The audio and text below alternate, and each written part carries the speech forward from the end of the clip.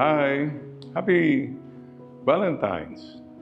Mga kapatid, whenever we make the heart sign or draw the heart, there's always that it's not a complete circle.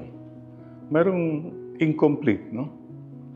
Message is this: our hearts can never be completed in this life. Nothing in this life can really fill our hearts. There is always that part of our heart that needs to be completed by God. Our hearts are restless, O Lord, until they rest in you.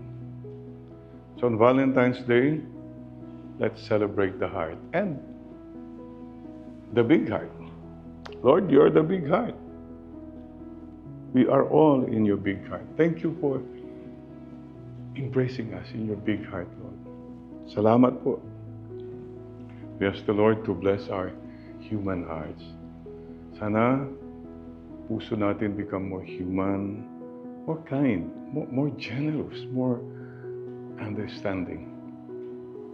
Bless our hearts, especially to the little hearts around us. The poor, the sick, yung mga taong walang-wala, mga taong nawawala, mga taong nagwawala. Continue to have a heart for them, especially.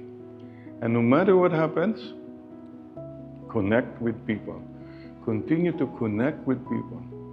No matter how difficult, always continue to connect with people, heart to heart. We have a heart. And the language of the heart is different from the language of the mind and logic. But the bottom line, in the end, it's really the heart that can give us true peace, true meaning, true joy. Happy Valentine's to our biggest Valentine. Happy Valentine's to you. Praying that you have a peaceful heart. And sana po be a heart, a Valentine's to a lot of people, lalong-lalo na po yung mga walang-wala at mga maliliit. And today and every day, keep connecting with people, heart to heart. God bless you. And Mama Mary loves you. Holy Spirit. Amen.